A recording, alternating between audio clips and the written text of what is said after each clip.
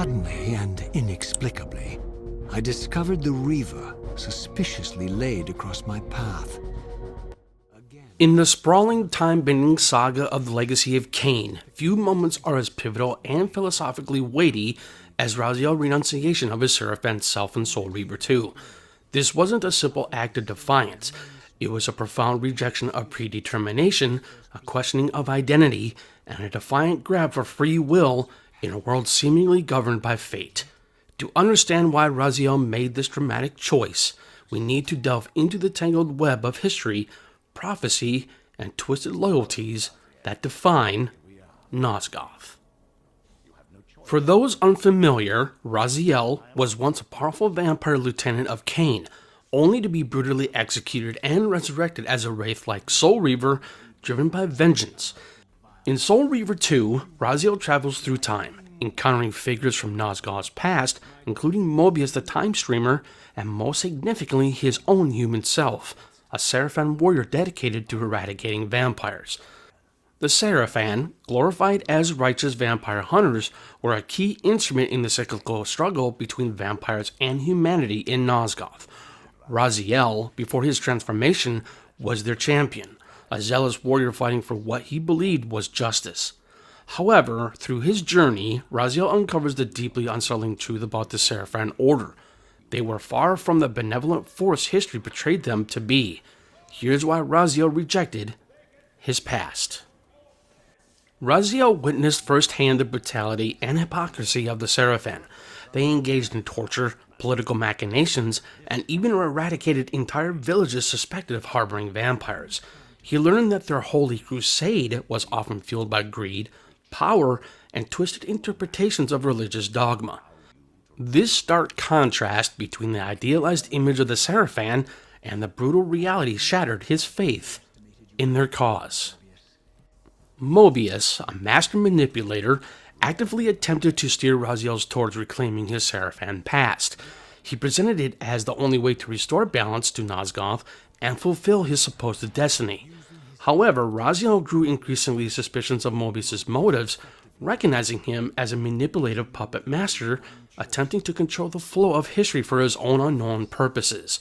Raziel's inherent distrust, born from Kain's betrayal, made him wary of anyone claiming to know his destiny. While Kain's actions were often ruthless and seemingly self-serving, he also served as a catalyst for Raziel's intellectual awakening. Kain challenged the accepted truths of Nosgoth, forcing Raziel to question his own beliefs and motivations. Kain's claim that free will was the only true path resonated with Raziel, even as he sought revenge.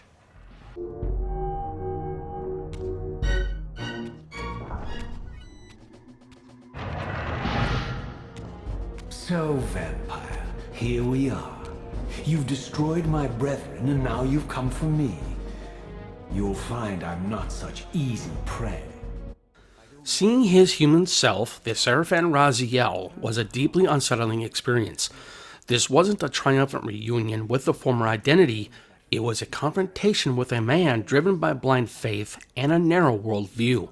Raziel recognized the potential for corruption and the dangers of unquestioning obedience within himself. Ultimately, Raziel's destiny was intertwined with the Soul Reaver, the weapon he now wielded. The Reaver was not merely a tool of destruction, it was an extension of his soul, a reflection of his evolving identity. To embrace his Sarafan past would be to deny the changes he had undergone, to reject the very essence of his existence as a Soul Reaver.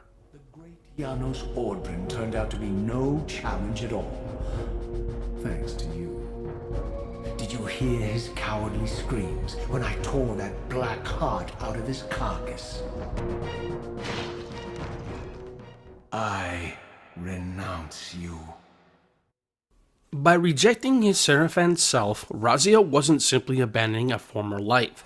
He was actively choosing to forge his own path, unbound by the manipulations of Mobius or the predetermined fate dictated by the ancient vampires. He was embracing the ambiguity of free will, acknowledging that the lines between good and evil were far more blurred than he had ever imagined. Raziel's choice in Soul Reaver 2 is a cornerstone of the Legacy of Kain saga.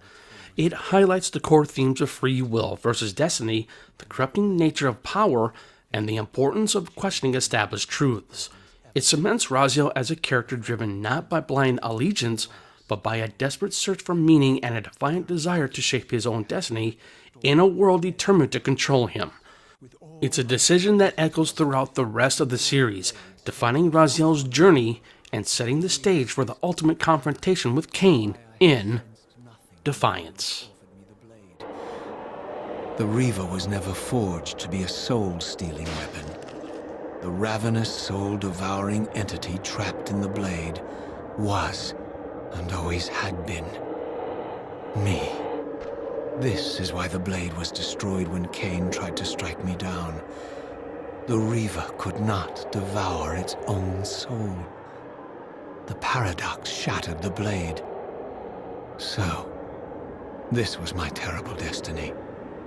To play out this purgatorial cycle for all eternity. I could not bear it. Despair overwhelmed me. You.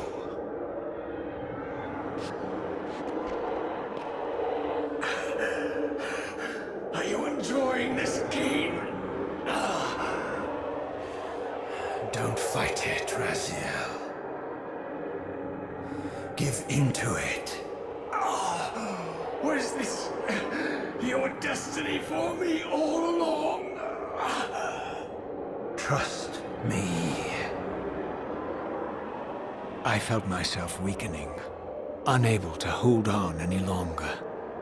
The Reaver was too strong. The compulsion to simply let go, too great. And then, a growing sense of vertigo and the familiar displacement. The paradoxical moment when my twin soul hovered both outside and inside the Reaver blade. This was the instant, the glimmer of temporal distortion Kain had been counting on all along.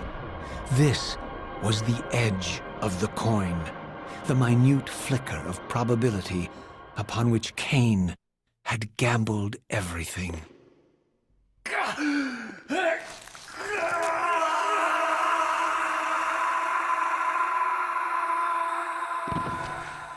Now you are free to reclaim your true destiny, Raziel. Behind Kain's eyes, I could see new memories blooming and dying as history labored to reshuffle itself around this monumental obstruction. And I could see by the dawning horror on his face that perhaps we had strained history too far this time. That by trying to alter my fate, he may have introduced a fatal paradox. My God. The Hilden. We walked right into their trap. Raziel, Janos must stay dead. But Kain's warning was lost as I slipped into the spirit realm, too weak to maintain my physical form. And there, waiting for me as always, was the Reaver, the Wraithblade, my own soul, twinned and bound eternally to me.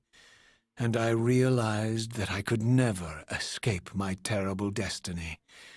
I had merely postponed it. History abhors